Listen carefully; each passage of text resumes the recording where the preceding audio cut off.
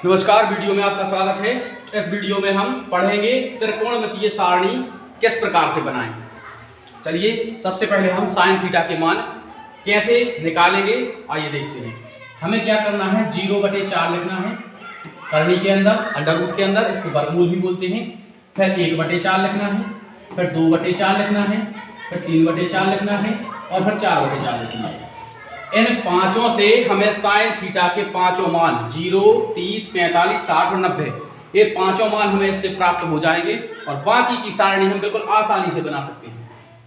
चलिए इसको हम करते हैं। 0/4 का मतलब होता है 0 और उसका वर्गमूल भी 0 होता है, इसलिए इसका मान 0 हो जाएगा।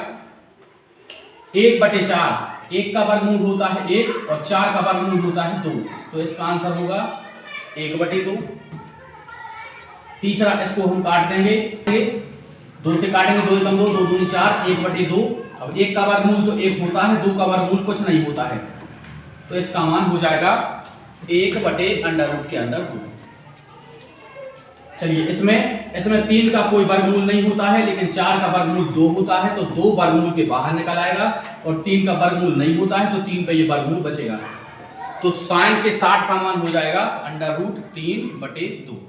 साइन 90 ये 4 से 4 को हम काटेंगे एक बार में और 1 का वर्गमूल 1 ही होता है, इसलिए इसका आंसर 1। केवल हमें ये 5 मान इस प्रकार से निकाल लेने हैं साइन थीटा के, बाकी के सारणी बिल्कुल इसी की सहायता से आसानी से बना सकते हैं।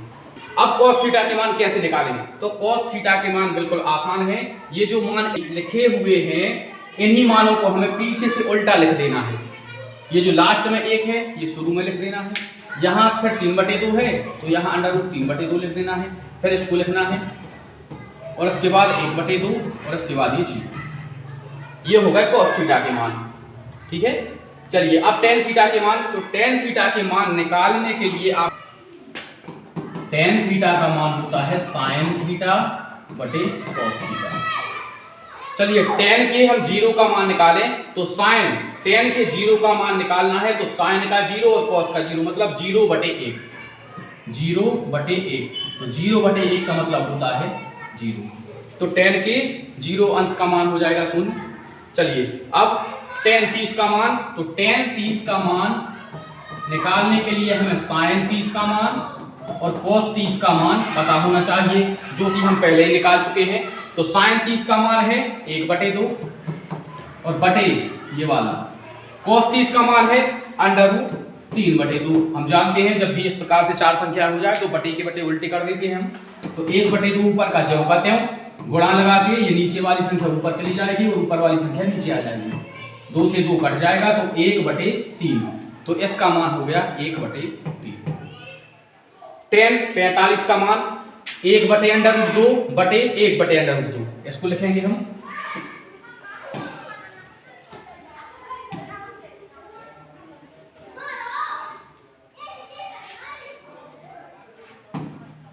एक बटे √2 बटे 1/√2, ये बटे उल्टे हो जाएंगे तो 1/2 गुणा √2 ऊपर चला जाएगा और 1 नीचे आ जाएगा। √2 से √2 कैंसिल हो जाएगा, 1 से 1 कैंसिल हो जाएगा एक बार में, तो tan 45 का मान 1। इसी प्रकार से हम tan के सभी मान निकाल सकते हैं। चलिए अगला tan 60 का मान √3/2 बटे 1/2। जब इसको हम संख्या को पलटेंगे तो 2 ऊपर चला जाएगा और 1 नीचे आ जाएगा। 2 से 2 कैंसिल हो जाएगा, √3/1 मतलब √3 और यहाँ 1/0, 1 के बटे में 0। हम जानते हैं किसी भी संख्या के बटे में 0 हो तो उसका मान अपरिभाषित होता है, ठीक है, उसको हम इस प्रकार से दर्शा सकते हैं। चलिए अब cot थीटा के मान बिल्कुल इसी प्रकार से cot थीटा के मानों में हमें कुछ नहीं करना है। जो tan थीटा के मान निकाले हैं उसको पीछे से लिखना शुरू कर देना है। सबसे पहले ये वाला निशान अपरिभाषित का, उसके बाद √3, उसके बाद 1, उसके बाद 1/√3 और उसके बाद 0। tan थीटा के मानों को उल्टा करके लिख देना है। चलिए अब sec थीटा के मान निकालते हैं, तो sec थीटा का आंसर होता है, sec थीटा बराबर होता है 1/cos थीटा। ये जो सेक है ये कॉस थीटा का उल्टा होता है, ये जो कॉट है ये टेन थीटा का उल्टा होता है, और ये साइन का उल्टा कोसेक होता है। ठीक है, तो सेक थीटा का मान निकालना है तो जो कॉस थीटा के मान है उनको उल्टा करना है हमें, नीचे वाली संख्या ऊपर, ऊपर वाली संख्या नीचे। चलिए ये एक है तो हम मान लेते हैं कि इसके बटे में एक है, और इसको पलटेंगे तो भी एक होगा, तो सेक थीटा का मान एक। सेक थीटा का मान हमें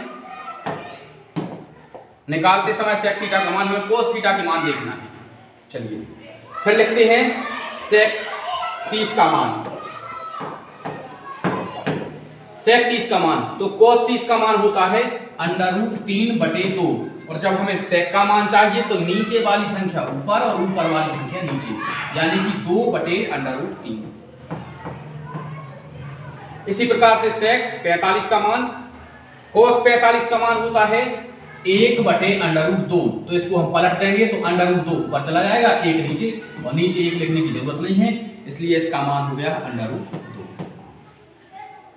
जब हमें सेक 60 का मान चाहिए तो सेक 60 का मान मतलब cos 60 का मान होता है 1/2, इसको पलटेंगे तो 2/1 यानी कि 2। सेक 90 का मान, जो cos 90 का मान 0 होता है, अब मान लीजिए 0 के बटे में अभी 1 है, और जब हम इसको पलटेंगे तो 1/0 हो जाएगा।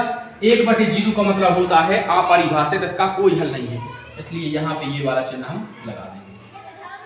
बस इसके बाद जब हमें कोसेक के मान चाहिए तो यहाँ से उल्टा लिखना शुरू कर देंगे, ये वाला आगे, फिर 2, फिर इसको √2 लिखेंगे, और इसके बाद 2/√3 लिखेंगे, और इसके बाद इस 1 को लिखेंगे। इस प्रकार से आप सभी थीटाओं की सारणी इस प्रकार से बना सकते हैं। केवल हमें साइन थीटा की ये 5 मान निकालने हैं, चाहे तो आप निकाल लीजिए 0/4 1/4 करके, और या फिर इन पांचों को याद कर लीजिए। इन पांचों को निकालना है, उसके बाद हमें उल्टा लिखना है, उसके बाद हमें इनको बटे में लिखना है, तो टेन थीटा का मान निकल आएगा। टेन थीटा का मान निकल आए तो यहाँ से फिर से उल्टा लिखना शुरू करना है, और सेक थीटा का मान निकालने के लिए कॉस को बटे में इन संख्याओं को पलटना है, केवल कॉस की संख्याओं को, और जैसे ही सेक के मान निकल आए तो इनको फिर से उल्टा लिख देना है। इस प्रकार से पूरी सारणी हो जाएगी। ठीक है, उम्मीद है आपको वीडियो समझ में आई होगी। यदि आपको वीडियो में सारणी बनाना समझ में आया है तो इस सारणी को आप लोग घर पे कम से कम 2 से 3 बार बना के देखें, तो आपको आसानी से समझ में आ जाएगा कि किस प्रकार से सारणी को बनाना है। ठीक है, अगले वीडियो में हम एक और ट्रिक बताएंगे, उस ट्रिक के माध्यम से आप लोग केवल इन 5 उंगलियों पर ये सभी मान याद रख सकते हैं। ठीक है, उम्मीद है आपको वीडियो अच्छी लगी होगी। लाइक करें और कमेंट में आप लोग बताएं कि आपने इस सारणी को आप लोगों ने घर पे कितनी बार बना के देखा। Thank you.